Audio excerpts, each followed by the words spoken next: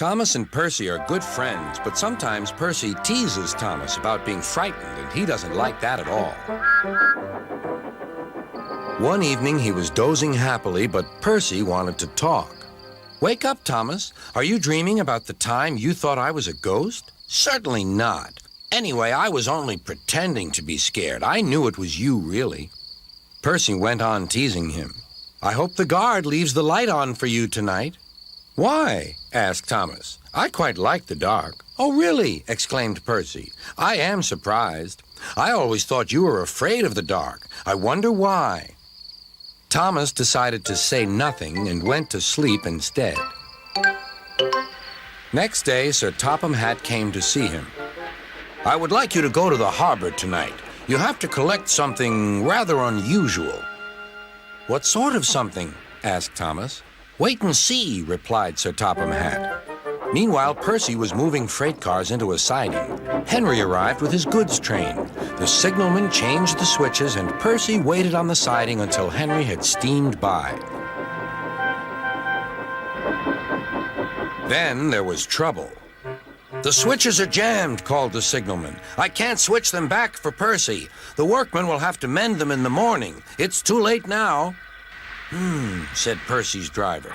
"I'm sorry, Percy, but you'll have to stay here for the night." "Where are you going?" asked Percy. "Home for tea," replied the fireman. Percy was speechless. He watched as the other engines went home to the shed. Nighttime came, and Percy began to feel very lonely. "Oh, dear," he murmured, "it's very dark." Oh, what's that?" It was only an owl, but Percy didn't realize this. "Oh, I wish Thomas were here too," he sighed. Thomas was waiting for his mysterious load at the harbor. Suddenly, there it was. "Cinders and ashes," cried Thomas. "It's a dragon." "Don't worry," laughed his driver. "This dragon is made of paper. It's for the carnival tomorrow." Workmen lifted the dragon onto Thomas's low loader and put lights all round it for protection. Then Thomas set off into the misty night.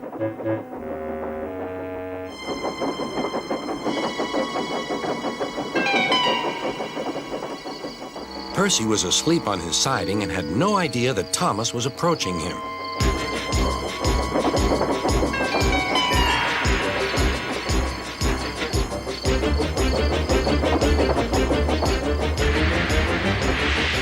Percy woke up with a start. "Help!" cried Percy. "I'm not going to open my eyes until my driver comes." Next morning, the switches were mended and Percy puffed back to the junction. Gordon was just about to leave with the express. "You'll never guess what I saw last night." Gordon was in no mood for puzzles. "I'm a busy engine. I don't have time for your games." "I've seen a huge dragon. It was covered in lights." Gordon snorted. "You've been in the sun too long. Your dome has cracked." When the other engines heard the news, they laughed too. "Look out, Percy," chuckled James, "or the dragon may gobble you up." "No one believes me," huffed Percy. Maybe I did imagine the dragon after all. But Percy soon found out that he hadn't. "Help! Save me!" cried Percy. "It's all right," whistled Thomas, and he explained about the carnival. "By the way, how was your night out?" Percy decided to tell Thomas the truth. "Well, Percy," said Thomas, "maybe we do get scared sometimes, but if we're not afraid to tell each other, then that means we're quite brave, too."